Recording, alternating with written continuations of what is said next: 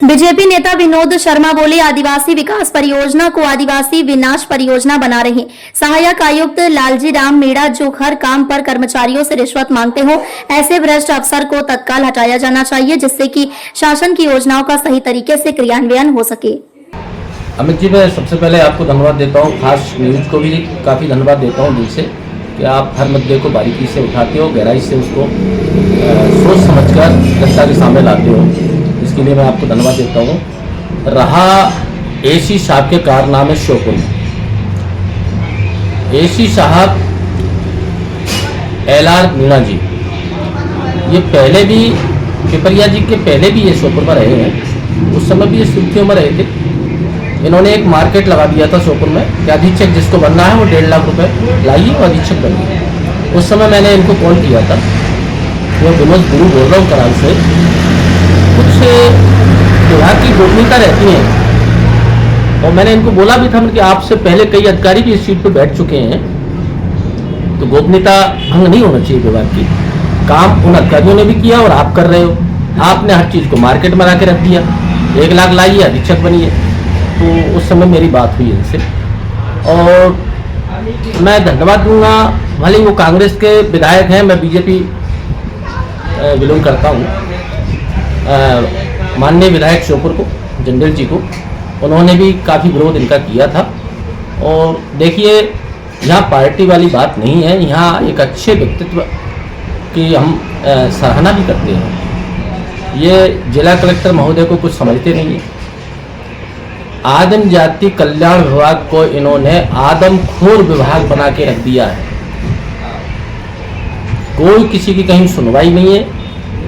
मैं करीब ये पहले थे, जब से ही लगा हूँ, हमारे रमेश त्रिपाठी कराल से 2008 में रिटायर हुए हैं, अभी तक उनकी पेंशन जो बनना चाहिए वो नहीं बन पाई है। 181 लगाए बैठे चक्कर काटते घूम रहे हैं। हरिओम मुदगल जी खिरकरी वाले 2016 में रिटायर हो चुके हैं, उनको करीब 9 वर्ष रिटायरमेंट होने के जा रहे हैं, अभी भी वो चक्कर काट रहे हैं। उनसे 50-50 हज़ार रुपये रिश्वत की मांग की गई है इनके द्वारा। ये मेरे से बोल के गए हैं वो लोग। आदिवासी परियोजना, आदिवासी विकास परियोजना में इन्होंने प्रभार ले लिया है। उसमें 15% खुलेआम आपके समाचार के माध्यमों से, मीडिया के माध्यम से मुझे जानकारी मिलती रहती है। एसी साहब 15% आदिवासी विकास परियोजना से लेते हैं, जबकि कलेक्टर साहब ने प्रभार हटा लिया था इनसे, पुनः फिर प्रभार इन्होंने ले लिया है। तो आदिवासी विकास परियोजना को इन्होंने आदिवासी विनाश परियोजना पर लाके खड़ा कर दिया। आप सोचिए, क्या जनहित के कार्य करेंगे बैठ के। जिन कलेक्टर ने इनका प्रभार हटाया, उनके आदेश को इन्होंने रद्दी कर दिया था भोपाल से। बिल्कुल, अब मैं मानता हूँ, ठीक है, इनका बड़े बड़े लोगों से संपर्क है। आपका बड़े लोगों से संपर्क है तो इसका मतलब जनता का खून पिएंगे आप रोटी खाइए ना यार। हमारे हिंदुस्तान में फल फूल उपलब्ध है, कई प्रकार के अनाज पैदा हो रहे हैं, कई प्रकार की आपकी मिठाइयाँ हैं, दूध है, दही है, फल है, फूल है, वो खाइए। आप पब्लिक का खून क्यों पी रहे हो भैया यार? काम कुछ करते नहीं है, पैसा लाइए, पैसा लाइए। और एक आदिम जाति कल्याण विभाग ऐसा विभाग है जिसमें बोरियों से नोट आते हैं विकास के लिए, कोई पता नहीं चलता कहाँ जा रहा है, कहाँ क्या हो रहा है। इस पैसे का बंदर भाट किया जाता है। और एसी साहब तो, एसी को आप क्या बोलते हैं अंग्रेजी में? Assistant commissioner. एक और होता है जिस एसी को हम वातानुकूलित बोलते हैं, एयर कंडीशनर बोलते हैं उसको। उसका दूसरा शब्द है शीत ताप नियंत्रक। वातानुकूलित को और हिंदी कर रहा हूं मैं उसकी, शीत ताप नियंत्रक। तो शीत ताप का नियंत्रक का मतलब होता है ठंड और गर्मी को नियंत्रण करने वाला। वातानुकूलित गर्मी कमरे में रहे और ठंड रहे। लेकिन ये क्या है, टेम्परेचर बढ़ाने वाले अधिकारी हैं, पब्लिक का टेम्परेचर बढ़ा देते हैं, कर्मचारियों का टेम्परेचर बढ़ा रहे हैं। ये वातानुकूलित पद नहीं है, इसकी कई फॉर्म निकलती हैं एसी की। आप गूगल पर सर्च करिए, कई फॉर्म निकलती हैं। आपने देखा होगा जिला पंचायत अध्यक्ष हैं, उनका पहली बार बयान सामने आया, हालांकि वो धरने पर बैठने के लिए मजबूर हो गई हैं इन्हीं सहायक आयुक्त की वजह से। क्या कहना है? इतनी ईमानदार महिला है जिला पंचायत अध्यक्ष गुड्डी बाई कि इन्होंने अभी तक एक मोटरसाइकिल नहीं खरीदी है। इनको 3 वर्ष होने जा रहा है जिला पंचायत के पद पर, और मेरे यहाँ कराल में काफ़ी उनका आना जाना रहा है और मेरे से भी उनका संपर्क है, और कई कामों की वजह से हम भी उन्हें कामों के लिए प्रोत्साहित करते हैं कि ऐसा होना चाहिए, वैसा होना चाहिए।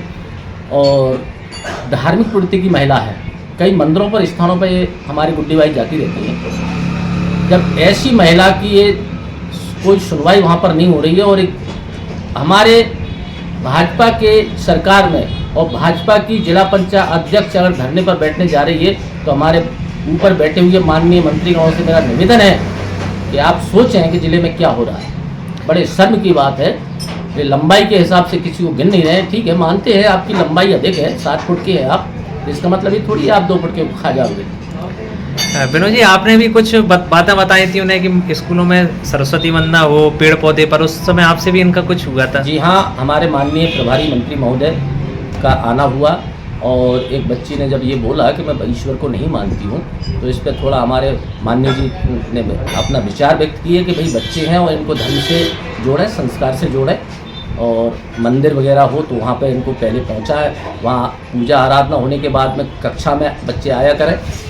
फिर बाद में मैंने एसी साहब से बात की तो उन्होंने ये कहा था ये हमारा मामला नहीं है, ये मेरा मामला नहीं है। पौधे भी लगाने का कुछ कहा आपने? हाँ, पौधे हमने 120 पौधों का रोपण एकलव्य परिसर में किया था, तो वो पौधे अब अपने 5-6 फुट की लंबाई के हो गए हैं, करीब दूसरा वर्ष पूरा हो गया उनको। तो मैंने उनको बताया, उनके साथ मेरे द्वारा भी यहाँ पर वृक्षारोपण किया गया है, तो उनको प्रोत्साहित करना चाहिए। जबकि उन्होंने कहा, बोले क्या हो गया आपने वृक्षारोपण कर दिया? तो मैं ये कह रहा हूँ, आपने कितने पौधे लगाए, इस पर्यावरण को आपने क्या दिया है? शोषण के अलावा आप कुछ दे रहे हो? क्या कारण है विनोद जी कि इतना सब कुछ सामने आने के बाद भी बेफिक्र होकर घूम रहे हैं सहायक आयुक्त? ये या तो आपके ऊपर से सरकार के कुछ लोग बैठे होंगे ऐसे, मैं तो नहीं मानता, क्योंकि हमारे जितने भी मंत्रीगण हैं बहुत ईमानदारी से सरकार को चलाने का पूरा प्रयास कर रहे हैं। बाकी कोई ना कोई बात तो है, आप कलेक्टर की नहीं मान रहे हो, जबकि हमारे श्योपुर के वर्मा जी बहुत अच्छे कलेक्टर हैं और जनहित की हर काम को करने को तैयार रहते हैं, रात में भी घूमते हैं, दिन में भी घूमते हैं वो। बाकी कोई ना कोई बात तो है, या तो ये मोटी रकम कहीं आदान प्रदान कर रहे हैं, इस वजह से इस पद पर रुके हुए हैं। और मैं ये कह रहा हूँ, अगर सरकार को चाहिए, ये आदिवासी विकास खंड है हमारा कराल, यहाँ आदिवासियों के लिए जो पैसा आता है वो आदिम जाति कल्याण विभाग में अधिकतर आता है।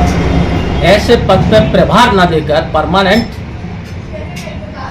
असिस्टेंट कमिश्नर को बिठाया जाना चाहिए जो योग्य हो, और अगर प्रभार देना है तो इस पद को कलेक्टर साहब को ही रखा जाए, कम से कम एक ईमानदार IAS। आप क्या प्रयास करने वाले हैं इनको हटाने को लेकर? मैंने भी क्या है विचार बना लिया है, अगर ये नहीं हटे तो मेरा जो संगठन है वो बिल्कुल आंदोलन करेगा और सड़कों पे आएगा। महिला शिक्षकों से भी गाली दी गई थी। महिला, मैं बता तो रहा हूँ, जिस गुरु की शिक्षा पाकर ये इस सीट पर बैठने के योग्य बने हैं, उस गुरु की कोई प्राथमिकता ही नहीं है वहाँ। आपके पास शिक्षक एक सम्मान करने के नाते शिक्षक पहुँचे थे, उन शिक्षकों को इन्होंने कह दिया मैं पुलिस बुला लूँ, आप निकलिए बाहर। कोई सम्मान होना चाहिए, शिक्षक बहुत बड़ा पद है, गुरु का पद है। आप ये देखिए, हमारे जो राष्ट्रपति हुए राधाकृष्णन जी, उन्होंने अपने जन्मदिन को शिक्षकों के लिए समर्पित कर दिया, उन शिक्षकों को ये बाहर निकाल देते हैं कि आप निकलिए बाहर। ऐसे अधिकारियों से जिले को कितनी बदनामी प्राप्त होती है? जिले की बदनामी तो हो ही रही है, बाकी ये अधिकारी किसी सम्मान के योग्य नहीं रहेंगे, समय आने वाला है और ये घर बैठेंगे तो इनको कोई सम्मानित नहीं कर पाएगा। हमारे नवनियुक्त जिला अध्यक्ष माननीय शशांक भूषण जी ने भी पत्र लिखा है भोपाल के लिए कि इनको यहाँ से हटाया जाए। अब देखते हैं सरकार किन लोगों की मानती है या नहीं मानती है, बाकी हटाया जाना उचित होगा। और इनसे ये श्योपुर जिला जो है काफ़ी बदनाम हो रहा है और इस पद की गरिमा खत्म हो रही है।